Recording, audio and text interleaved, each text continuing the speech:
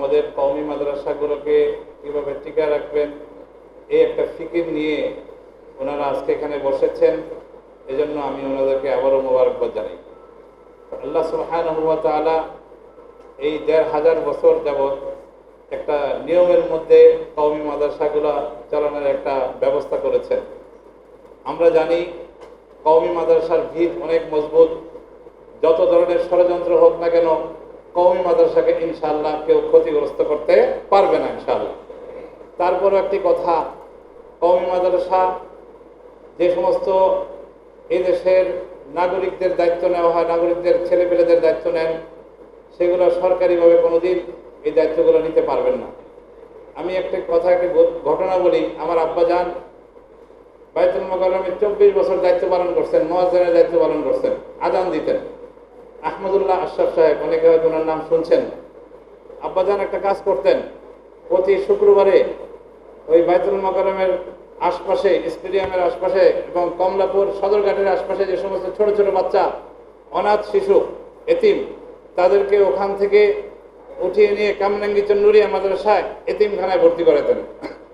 পরবর্তী এরশাদ সাহেবের সেই হুকুমতের সময় উনি যখন জানলেন, তখন উনি পথগুলি ট্রাস্ট নামে একটা ট্রাস্ট খুলেছিলেন। এটা আমার আব্বার থেকে দেখেছেন। আমার বলার উদ্দেশ্য হলো, কওমি মাদ্রাসা এমন কিছু বাচ্চাদের জিম্মাদারি নেয় যাদের পৃথিবীতে তাদের মাথার উপর হাত বোলানোর মতো কোনো লোক নাই। একেবারে এতিম, একেবারে অনাথ, একেবারে অসহায় এই সমস্ত বাচ্চাদের দায়িত্ব কওমি মাদ্রাসা নেন। ওনাদের এই খরচ এগুলা কওমি মাদ্রাসা বহন করেন। কিভাবে বহন করেন? আমরা সরকারের পক্ষ থেকে কোনো ধরনের দান অনুদান এগুলো আমরা কওমি মাদ্রাসার পক্ষ থেকে নেওয়া হয় না। আমাদের সিজনওয়ারি কিছু কালেকশন হয়, তার মধ্যে একটি কালেকশন হলো কোরবানির চামড়া কালেকশন। আমরা গত বিএনপির আমলে দেখেছি যে এক একটি চামড়ার মূল্য ৩,০০০, ৪,০০০ পর্যন্ত আমরা বিক্রি করেছি। পোস্তার মোড়ে লালবাগ মাদ্রাসা, কাটারা মাদ্রাসা, কামরাঙ্গী চন্নুরিয়া মাদ্রাসার চামড়া সর্বোচ্চ রেটে ডাক নেওয়া হতো। লালবাগের জিম্মাদার এখানে বসা আছেন জুবাইর সাহেব। এরকমভাবে ঢাকার মধ্যে ডাকের মাধ্যমে এক একটি চামড়া ৩,০০০, ৪,০০০ পর্যন্ত আমরা বিক্রি করতে পেরেছি। আজকে পরবর্তী যে সরকার এসেছিল বিএনপি যাওয়ার পরে, এই সরকারের আমলে ষড়যন্ত্রের মাধ্যমে কওমি মাদ্রাসা ধ্বংস করার একটি প্রোগ্রাম নিয়ে এই চামড়া শিল্পকে তারা ধ্বংস করেছে এবং কওমি মাদ্রাসাকে ঠকিয়েছে, কওমি মাদ্রাসার উপর জুলুম করেছে।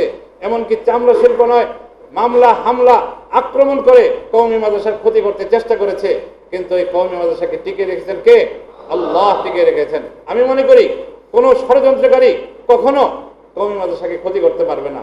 তারপরে আমরা যেহেতু আমাদের একটা সিস্টেমে চলে আসছে কওমি মাদ্রাসা, দারুল উলুম দেওবন্দের একটি নীতি আদর্শ অনুযায়ী কওমি মাদ্রাসা জনগণের সাথে যে সম্পর্ক রাখবে, জনগণের সাথে যে রাবেতা রাখবে, সেই রাবেতার একটি মাধ্যম হলো এই বিভিন্ন সিজনওয়ারি কালেকশন। তার মধ্যে চামড়ার মাধ্যমে, যেমন চামড়াটা শুধু আমরা সংগ্রহ করি না, মানুষকে যে উপকার করি সেটা হচ্ছে যে তাদের পশু যে জবাই করার ক্ষেত্রে, সঠিক জবাই করার ক্ষেত্রে কসাইরা দেখবেন পশু সঠিকভাবে জবাই করতে পারে না।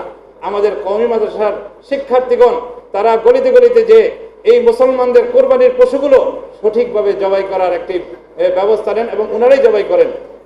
এত দাম দিয়ে 2 লক্ষ, 2.5 লক্ষ, 3 লক্ষ টাকা দিয়ে একটি পশু ক্রয় করা হয়, কিন্তু সেটা যদি সঠিকভাবে জবাই না হয় তাহলে পুরা পশুটাই বৃথা যায়। এরকমভাবে কওমি মাদ্রাসার মাধ্যমে, শিক্ষার্থীদের মাধ্যমে একটা বিশাল একটা উপকার হয় জাতির। আর এই চামড়াটা যখন আমরা সংগ্রহ করে আনি, 200 একটা চামড়া সংগ্রহ করে মাদ্রাসা পর্যন্ত আনতে 1 থেকে 150 টাকা লাগে। রিক্সা ভাড়া, অটো ভাড়া অনেক বেশি।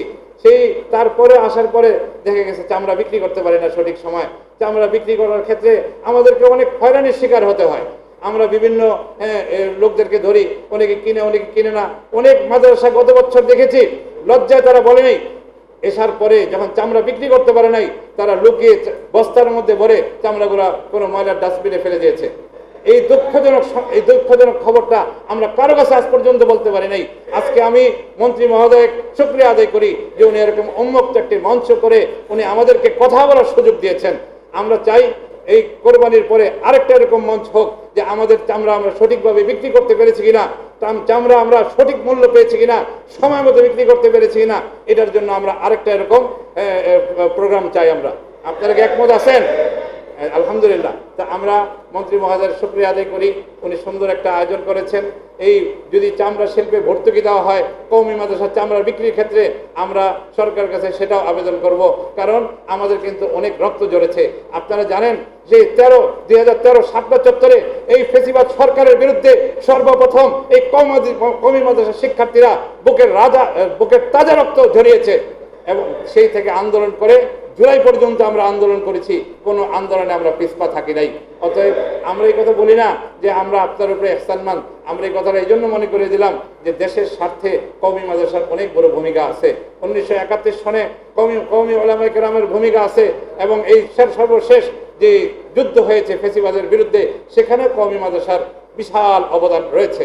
তো আমি এই জন্য সরকারের কাছে উদাত্ত আহ্বান জানাবো, যে আপনারা চেষ্টা করবেন যে কওমি মাদ্রাসার যত রকমের শিক্ষার্থীদের সুযোগ সুবিধা দেওয়া দরকার সব ধরনের সুযোগ সুবিধা দিবেন। চামড়া শিল্প থেকে শুরু করে আরও অনেক ব্যবস্থা সরকারিভাবে করা যায়, সেগুলোও যদি সরকারের পক্ষ থেকে কওমি মাদ্রাসার খোঁজ খবর নিয়ে বেফাকের মাধ্যমে হোক বা হাইয়ার মাধ্যমে হোক বা কওমি মাদ্রাসার সরাসরি এর উন্মুক্ত প্রোগ্রাম ডেকে যদি এরকম কওমি মাদ্রাসার যে সমস্ত প্রয়োজন এগুলো খেয়াল করা হয়, তাহলে আমার মনে হয় এটা সরকারের জন্য ভালো হবে, এদেশের জন্য ভালো হবে, সকলের জন্য ভালো হবে।